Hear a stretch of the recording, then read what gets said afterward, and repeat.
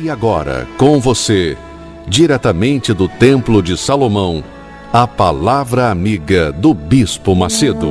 Graças a Deus. Louvado seja o nome do Senhor Jesus, que nos dá poder para vencer as nossas lutas a cada dia. Deus nos tem dado o pão nosso de cada dia. E entre o pão nosso de cada dia existe também as armaduras, ou a armadura dele, para cada dia podermos enfrentar os nossos adversários, nossos inimigos. O inimigo que se trata espiritual. O inimigo que nós não podemos ver, mas que sabemos, temos discernimento de que ele age usando pessoas. Você me ouve nesse momento, talvez abatida ou abatido por conta de uma decepção, uma traição. Você foi traída. E você fica com raiva de quem? Você fica com raiva do traidor.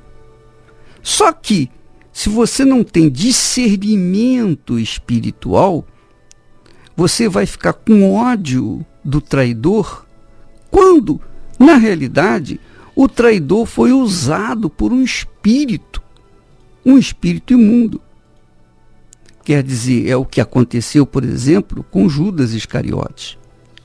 Ele foi usado pelo próprio Satanás. Jesus sabia disso. Mas o que o Senhor Jesus podia fazer? Não podia fazer nada, porque Judas é quem escolheu, é quem optou dar ouvidos à voz de Satanás. E quando a gente opta, quando a gente escolhe dar ouvidos à voz do mal, o que o bem, o Espírito do bem, o Espírito de Deus pode fazer? Você sabe que nós sempre estamos entre a voz de Deus e a voz do diabo. Não tem meio termo, ou é ou não é. Se você se inclinar perante a voz de Deus, você se submeter à voz de Deus, é óbvio que você vai dar as costas para o mal, para a voz do mal. E vai dar ouvidos à voz do bem, vai seguir a voz do bem, vai obedecer à voz do bem e vai colher os frutos da obediência à voz do bem. Agora, é claro, quando a pessoa dá ouvidos à voz do mal, ela vai colher os frutos daquela voz, da voz do mal. Ela vai colher somente frutos maus. É uma questão de inteligência, de raciocínio, de razão. Você pode ser católico, espírita, evangélico, umbandista, quimbandista, candomblessista. Você pode ser homossexual, pode ser uma prostituta, você pode ser um bandido ou um mocinho, você pode ser o que quiser ser. Mas você, antes de tudo, para Deus, você é uma alma, é um ser humano, independentemente do que você fez ou deixou de fazer. Então, quando Deus olha para você, ele olha como uma alma. E ele mesmo diz que não tem prazer na morte, nem do perverso. Ele não tem prazer na morte daqueles que são inimigos dele, que se colocam como inimigos dele e amigos do mundo, do diabo. Mesmo assim, Deus não tem prazer na morte, na destruição, no fracasso do perverso. Mas ele continua esperando que o perverso venha deixar de dar ouvidos à voz do mal para dar ouvidos à voz do bem. A partir do momento que o perverso se converte, quer dizer, quando ele muda, dá uma guinada de 180 graus, então a voz do bem começa a atuar na vida dele, inspirá-lo, orientá-lo, e essa pessoa vai acabar colhendo os frutos da obediência à voz do bem. Portanto, minha amiga, meu amigo ouvinte, nós vivemos numa guerra todos os dias. E para a gente vencer essa guerra, nós temos que estar vivendo na fé, pela fé, vivendo pela fé.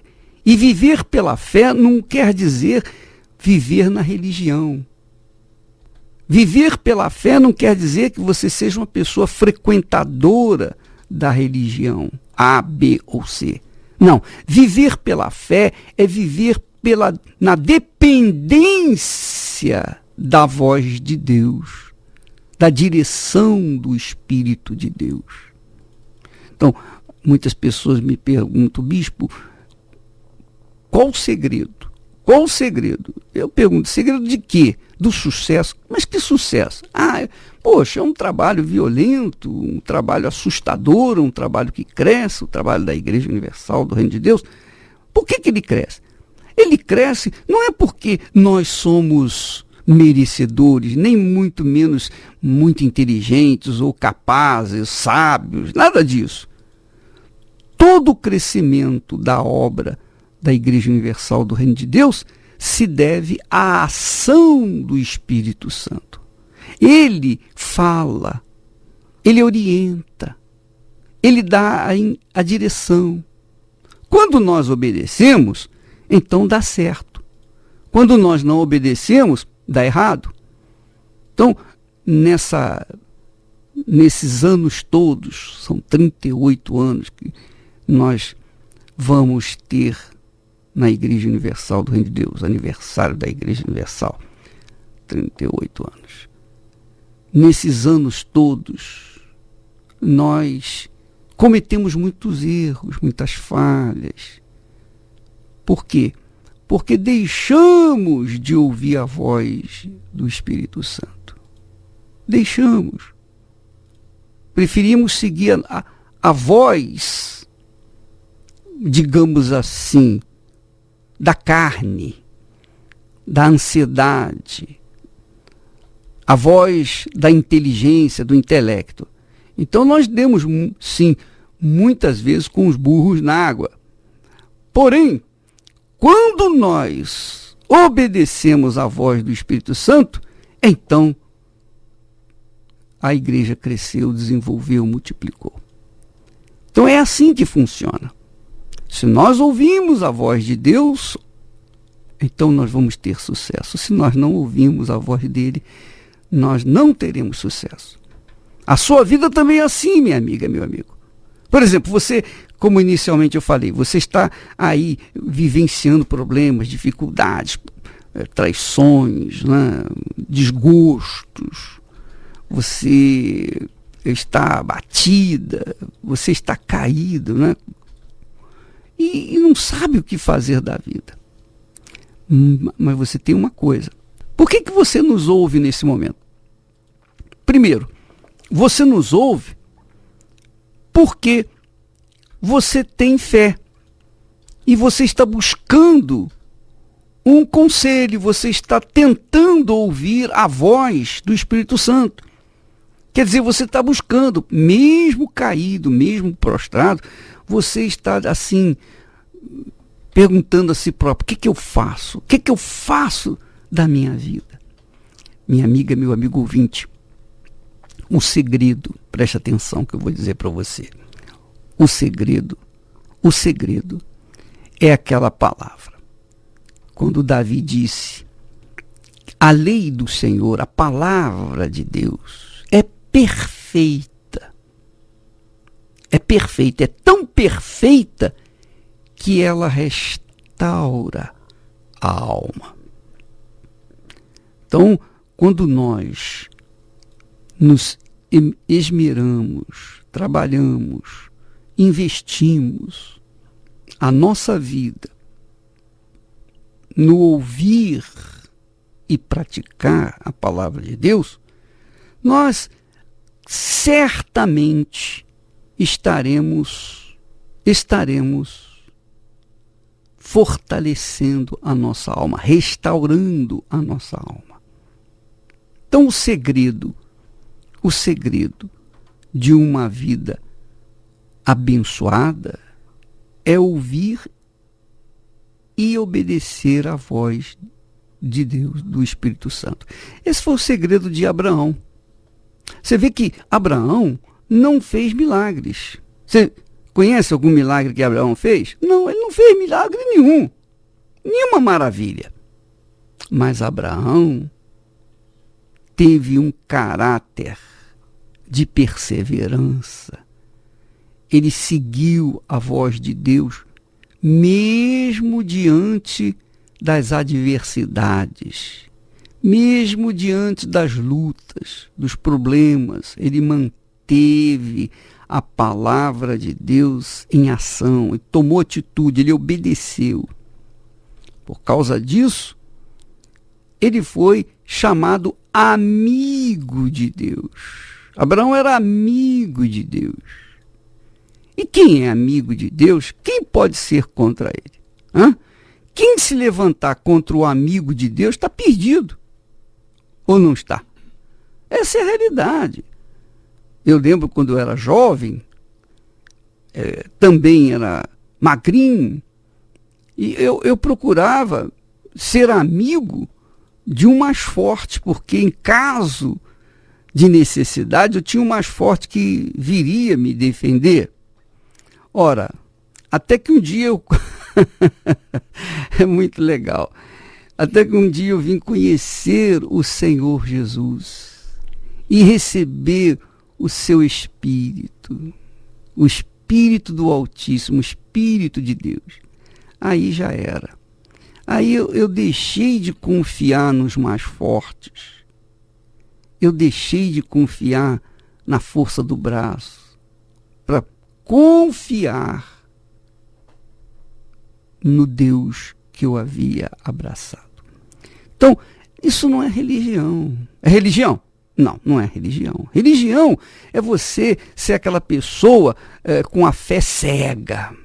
O religioso tem uma fé cega. Ele não pensa, ele não avalia, ele não pesa as suas atitudes. Não, ele só obedece o que os religiosos, os líderes religiosos mandam. Não faça isso, não faça aquilo, você tem que fazer isso, não sei o que e tal. Cada religião tem as suas imposições, obrigações, não é verdade? Pois bem, isso não é fé. A fé que nós tratamos, que é a sobrenatural, é uma fé que envolve o raciocínio, que envolve o intelecto. A gente pensa. Por exemplo, quando um rapaz, uma pessoa, uma moça vai para a faculdade, então lá ela aprende a raciocinar, a pensar com as palavras que os professores lhes dão. Então, o professor ensina. Então, o aluno aprende e logo em seguida ele começa a colocar em prática aquele aprendizado. Então, aí é lá que se formam os médicos, dentistas, engenheiros, arquitetos, advogados, etc, etc, etc, etc.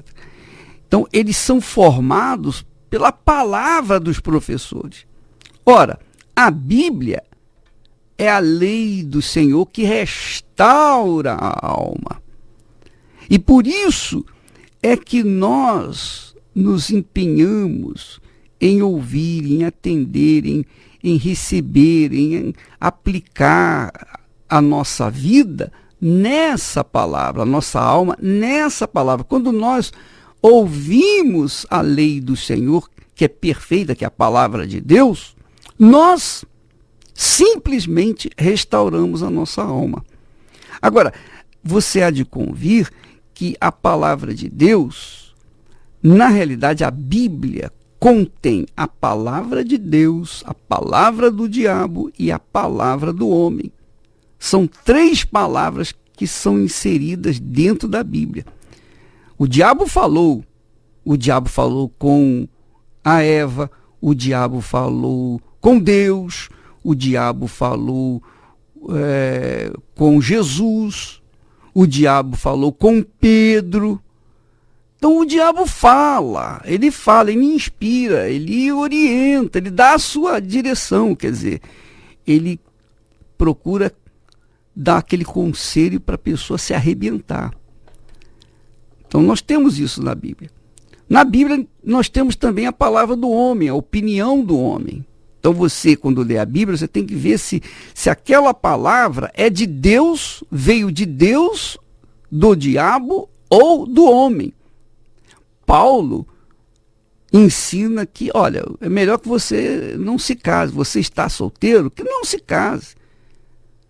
Ele fala isso. Quer dizer, ele dá os seus conselhos. Contudo, se você vive abrasado, é melhor que se case.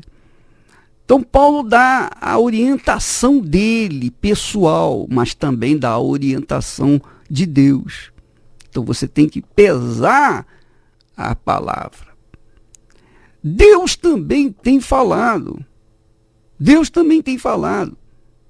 Ele fala com clareza, com muita clareza. Ele diz, olha, eu habito no alto e santo lugar, mas eu habito também com o contrito, o abatido do espírito, para vivificar o coração dos contritos. Então, nós temos aí uma palavra de Deus, a palavra do diabo e a palavra do homem. Qual é a palavra que você tem ouvido? Às vezes você não lê a Bíblia, mas você dá ouvidos à palavra do diabo sem saber. Às vezes você não lê a Bíblia, mas você dá ouvidos à palavra do homem, do ser humano, dos parentes, dos entes queridos, e você fundamenta a sua vida, o seu futuro, na palavra do amigo, do conhecido, do parente, e acaba se arrebentando.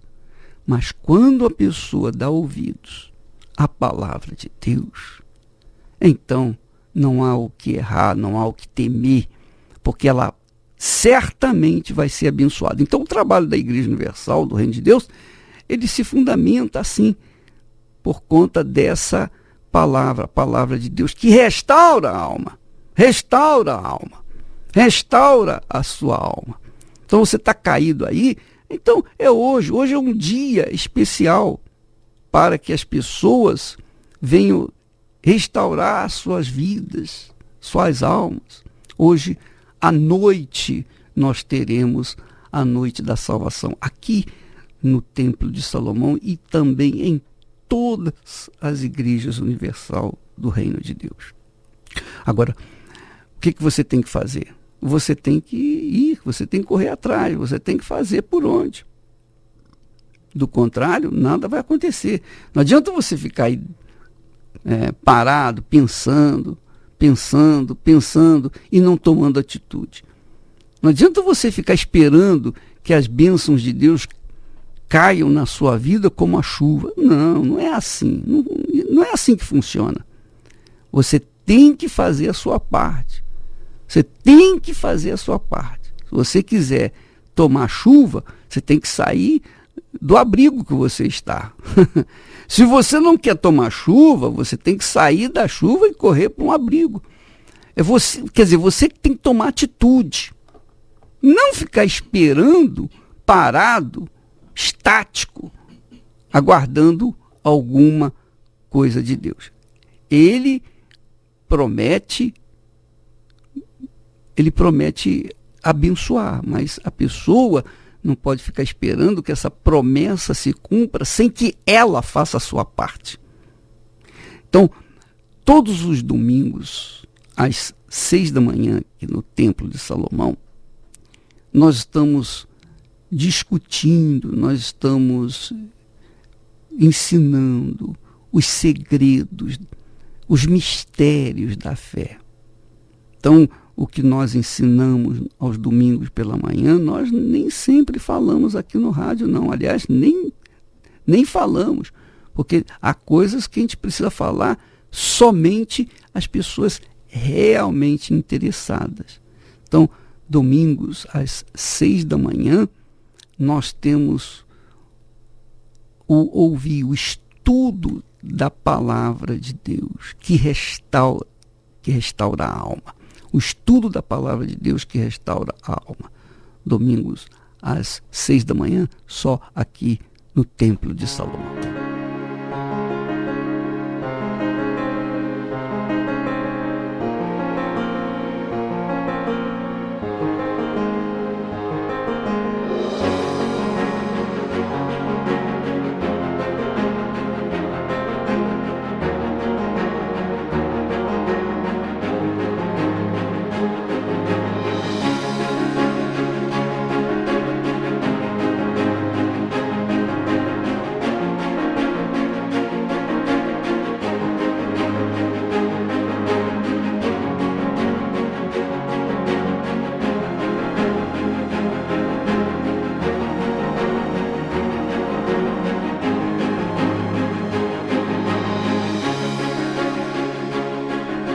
Graças a Deus. Eu queria que você ouvisse esse testemunho de um lar, um coração reestruturado, um amor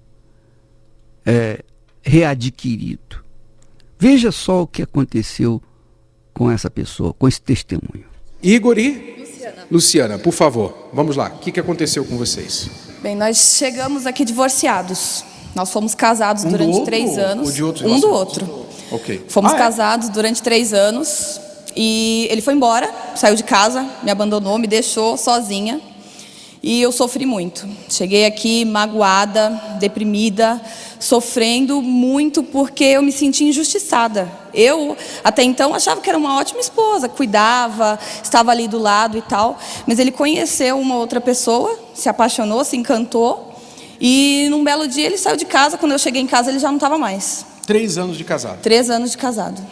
Você se conheceu essa pessoa, estava algum problema no casamento para você procurar fora? Ou então, a gente levava um casamento aparentemente bem no início, mas as dificuldades, a imaturidade ainda do casamento, o período de adaptação fez com que eu fosse desanimando. Parece que aquela decisão que eu tinha tomado de casar, eu tinha deixado para trás. Então, às vezes as amizades, às vezes priorizava estar na rua com os amigos do que mesmo com a minha própria esposa. Então, você foi com a outra pessoa, atraiu, ficou com ela um tempo ou não? Sim, eu fui atraído por ela e inicialmente, para não ficar com aquele peso na consciência, eu pedi que ela fosse embora. Que como a gente estava em outro estado, eu falei, vai embora que eu não quero mais, de uma hora para outra. Aí até então não falei o motivo. Como ela se recusou a sair, ela queria lutar, então eu pedi, eu mesmo... Isso, a minha esposa. Eu peguei e saí de casa. Sumi, não dei satisfação a ninguém. E logo em seguida eu pedi o divórcio, para que eu pudesse entrar no outro relacionamento de consciência tranquila. Ficaram separados quanto tempo? Ficamos 2 anos divorciados. E depois desses 2 anos, eu vindo para a terapia, lutando, me entregando, pegando firme, fazendo direitinho tudo que era ensinado, ele, de repente, caiu a ficha. Ele se tocou que tinha feito uma besteira, porque a pessoa com quem ele se envolveu também acabou trazendo mais problema do que solução. E ele voltou a me procurar. Só você vinha à terapia? Sim, só eu. Só eu vinha. E aí ele voltou a me procurar, voltamos a conversar, fomos aos pouquinhos nos entendendo, mas aí depois ele começou a vir comigo. Ok, aí você começou a vir e agora vocês estão o quê? Casados. Casados de novo? Casados novamente. Divorciaram e casaram de novo? Sim, a gente começou a namorar, noivamos de novo e casamos e hoje estamos aqui. Voltou a estaca zero, fez tudo direitinho, como manda o figurino. Exatamente. Estão casados agora pela segunda vez, por quanto tempo? 1 ano e 3 meses. 1 ano e 3 meses. 1 ano e 3 meses felizes, graças a Deus. E esse casamento agora, é para valer? Esse casamento realmente está funcionando? Com certeza. Nesse casamento agora, a gente tem a felicidade que a gente não teve praticamente nesses 3 anos que estivemos antes. E não deixaram de fazer a terapia? Ah, não, com certeza. A gente não pode desistir. Tem que ser grato a Deus, né? Deus abençoe você. Pois é. Amanhã eu estarei aqui na Terapia do Amor às 8 da noite, junto com Cristiane e Renato. E eu queria que você despertasse para uma coisa. Preste atenção, minha amiga e meu amigo ouvinte. Depois que Deus criou o homem e a mulher, imediatamente ele criou o casamento. A mesma coisa acontece conosco. Depois que nós somos nascidos de Deus, a coisa mais importante para nós é o casamento. Porque um vai completar o outro. Deus me gerou pelo Espírito, mas eu precisava de uma pessoa que me completasse aqui neste mundo. Porque no mundo espiritual, tudo bem. Eu havia sido gerado por ele, por Deus. Mas no mundo material, eu precisava de uma companheira, eu precisava de uma pessoa que viesse preencher a minha vida, completar a minha vida. Porque o homem é cabeça. Mas a cabeça sem corpo, você já imaginou uma cabeça sem corpo? É igual na roça, a gente ouve falar da mula sem cabeça. Já viu mula sem cabeça? Não existe. Não existe uma cabeça sem corpo, a não ser que esteja sepultado. Então a cabeça precisa do corpo. E assim como o homem é a cabeça, é o cabeça, também a mulher, a sua esposa, a sua companheira idônea, ela é o seu corpo. A cabeça não pode andar sozinha, ela precisa de pernas, ela precisa das mãos, ela precisa de um corpo. Então eu precisava de um corpo para que a minha cabeça estivesse no lugar. Imagine eu sem o corpo, rodando por aí, né? Rodando por aí, rodando nesse mundo. Não dá. Então é o que acontece com muitas pessoas que estão me ouvindo agora. São solteiras, então são cabeças, por exemplo, o homem é cabeça, quando ele está solteiro, ele é um cabeça que não tem corpo. A mulher, quando não tem também o seu marido, ela é um corpo sem cabeça, como uma mula sem cabeça. Essa é a realidade.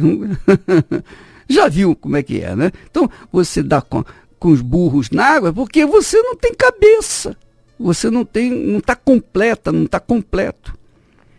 Por isso que nós investimos na família.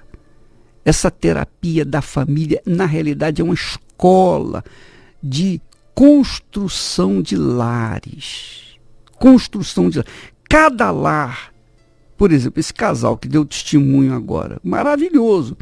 Quer dizer, a partir desse entrosamento desse casal, então vai começar uma nova nação através dele. Por quê? Porque este casal vai gerar filhos, e esses filhos vão gerar outros filhos, e os seus netos vão gerar outros filhos. De repente ele tem uma nação. Uma nação. Se essa nação começar bem, um relacionamento perfeito entre ela com Deus, ele com Deus, os dois com Deus, o corpo e a cabeça com Deus, dirigido pelo Espírito Santo, então os seus filhos serão abençoados, os filhos dos seus filhos serão abençoados. É assim que eu creio. Agora, quando a pessoa casa de qualquer maneira, vai pela sua própria cabeça, aí ela vai ficar realmente dando com os burros na água, vai sofrer, vai gemer, vai urrar de dor e não vai ter outra solução. A não ser que ela tenha de volta, né, a sua vida restaurada através de um trabalho de aconselhamento, de estudo, de aprendizado, de como se relacionar com a outra pessoa. Por exemplo, quando eu casei, eu era muito jovem, eu fiz muita bobagem, eu falei muita coisa que não devia ter falado. A Esther também, mesma coisa. Então você sabe como é que é. Então, os anos de adaptação, os primeiros anos de adaptação, são anos de que a gente vai tendo que... É como duas pedras vão se rolando, né? Vão rolando juntas, até que elas se encaixam, ficam ali juntinhas. Isso aconteceu comigo. Então, mas eu tinha recebido já o Espírito Santo, mas nós precisávamos nos conhecer. Então, minha amiga e meu amigo ouvinte, nós queremos falar justamente isso amanhã à noite. Como que essas pedras rolam? Como que eu rolei? Como que ela rolou para poder estar encaixada comigo? Amanhã, às 8 da noite, aqui na Terapia do Amor, na Escola do Amor. Somente aqui no Templo de Salomão. Eu gostaria de estar em outros templos também, da Igreja Universal do Reino de Deus, mas como a gente é um só, né? Só Deus é onipresente. Então nós vamos estar aqui. Mas nós temos outras igrejas universal que estarão também, os pastores, bispos, estarão também dando uma oração ou uma orientação similar à nossa aqui. Tá bom? Amanhã à noite, aqui no Templo de Salomão, Avenida Celso Garcia, 600.